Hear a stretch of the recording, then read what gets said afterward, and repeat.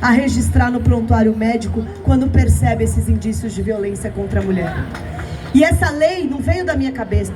Essa lei veio ouvindo as mulheres do porquê que elas não iam da delegacia. Pensamos juntos leis que aprimorem os mecanismos de defesa. Garantimos 5% do Fundo Nacional de Segurança Pública para políticas de combate à violência contra a mulher. Mas parece que com tudo isso, Aninha, está sendo muito difícil avançar. E o porquê? Essa é a discussão que a gente tem que fazer com toda a sociedade. O porquê? Nós discutimos muito lá na Câmara, e eu aqui faço uma convocação. Aqui tem muitas pré-candidatas e pré-candidatos também, e eu quero parabenizar cada mulher que sai da zona de conforto também e vai para a linha de frente. Eu quero pedir uma salva de palmas para as candidatas também. É isso. E a política sim é um instrumento de transformação. Então eu agradeço as mulheres que estão aqui hoje, erguendo a bandeira, erguendo o cartaz, dando um passo além. Nós não podemos nos calar. Muitas hoje estão se sentindo abandonadas, sem proteção do Estado, como a Márcia se sentiu. E esse grito de liberdade que nós damos aqui hoje é para todas elas. Para que todas nós aqui, homens e mulheres, possamos olhar com cuidado.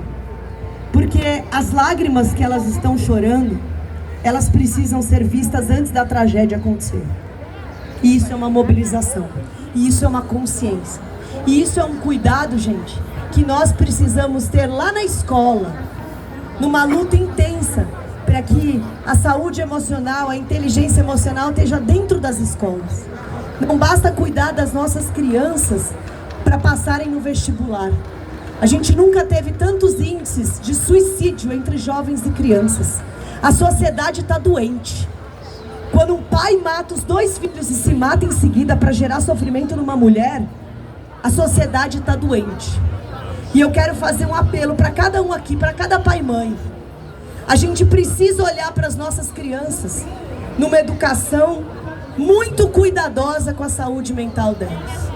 Aprender a fazer uma criança a se frustrar e não querer compensar. Porque quando um homem mata uma mulher é frustração. A gente precisa ensinar as nossas crianças a saberem lidar com a frustração. Pede a curto prazo, mas resolveremos a longo prazo. E tudo parte dali, parte das nossas crianças. Eu hoje não vou falar mais para a gente seguir com a nossa caminhada. Vou passar a palavra aqui para a Aninha, para a Márcia, e abrir também esse microfone para cada mulher que queira contar a sua história. Porque é ouvindo que a gente pensa junto. É ouvindo e entender que a gente pode criar políticas públicas, leis, um movimento social para que as pessoas entendam o que a gente está vivendo hoje. Ter coragem para poder não morrer amanhã é algo muito triste. Ter medo todos os dias. Criar medidas protetivas que avancem. Muito obrigada, cada um que saiu de casa num domingo de manhã para vir aqui hoje. A voz de vocês, cada uma que segura um cartaz, cada um que coloca um chapéu, um adesivo aí para andar pela nossa Paulista dando esse grito, não é meu, não é da Ana, mas é de cada mulher que não pode estar aqui hoje, acredite se quiser. Muitas estão trancadas em casa, porque não pode se expor, porque o marido está pressionando, porque a violência está acontecendo aonde deveria ser o lugar mais seguro da vida dela, dentro de casa. Obrigada a cada uma de vocês que estão dando voz hoje a essas mulheres. Agradecer também cada representante aqui da Câmara Municipal. A vida da mulher. E não é só sobre celebrar a vida da mulher, não é só sobre comemorar. Queremos sim. Nós queremos sim ser celebradas, mas pela nossa vida, pelo respeito que nós merecemos. Para mim, é inadmissível eu ter que provar todos os dias que eu sou mulher. Para mim, é inadmissível que a gente tenha cota, que a gente tenha que se provar, que a gente tenha que mostrar para os homens que o caminho não é a gente apanhar ou a gente ser agredida psicologicamente, financeiramente, ou tantas mulheres que se encontram nesse ciclo de violência e às vezes não conseguem sair. E onde está o nosso papel?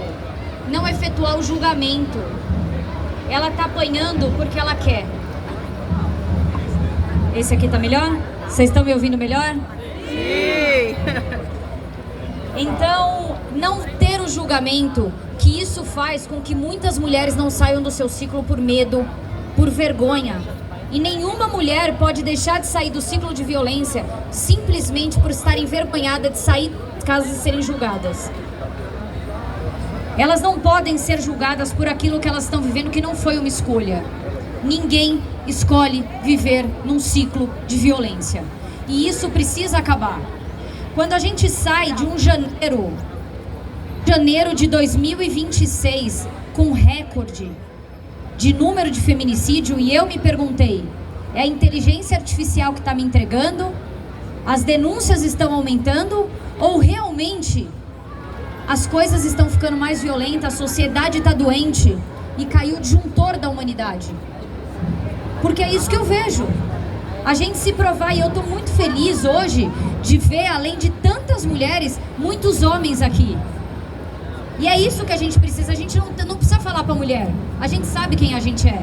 A gente não precisa estar aqui falando para mulheres. A gente precisa de uma maioria de homens escutando, porque a gente mais uma vez precisa explicar quem somos nós. E a gente não quer explicar. Nós temos aqui tantas mulheres, a senhora Márcia, como a Renata falou, que está no seu rosto estampado a violência.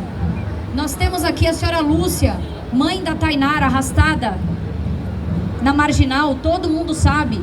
Tantos outros, uns casos que foram mais conhecidos, uns casos menos, mas eu tenho um importante recado para dar para vocês. O seu nome é? Eu tô aqui com o Franklin, que me cumprimentou assim que eu cheguei. O Franklin é um filho do feminicídio.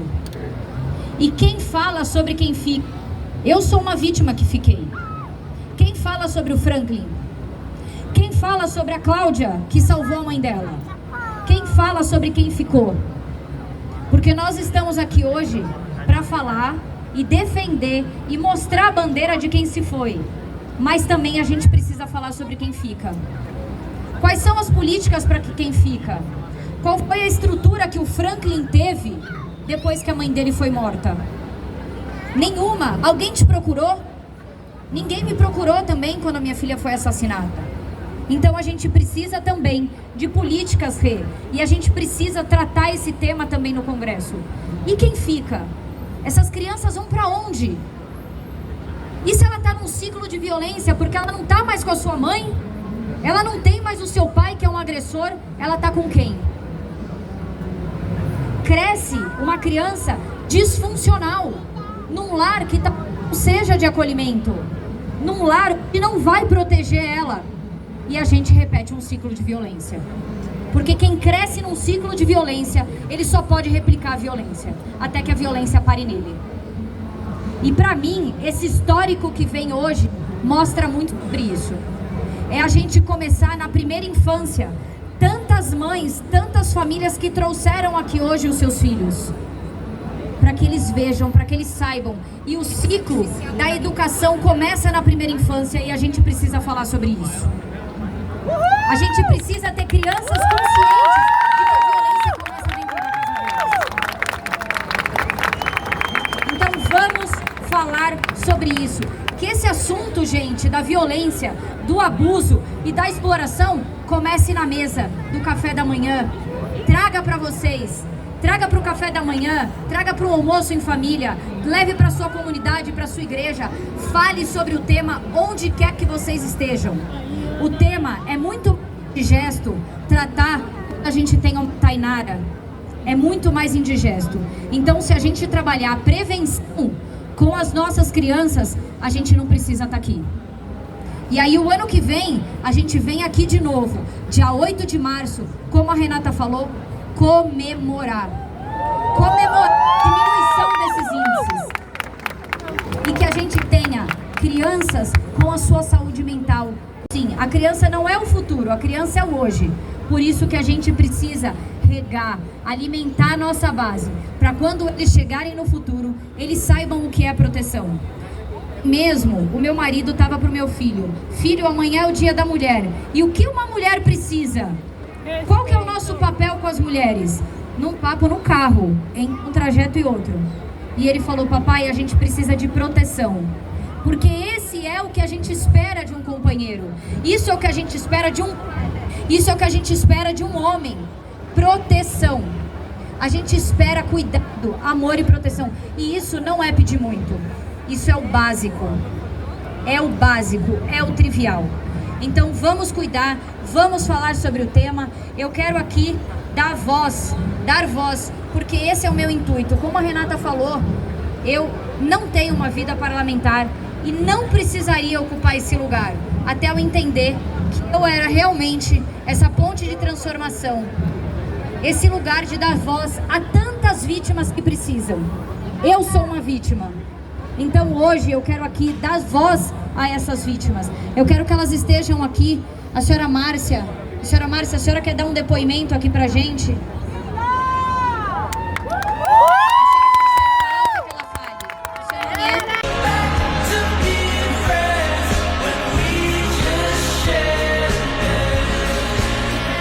Outro feminicídio. Juntos em uma só voz!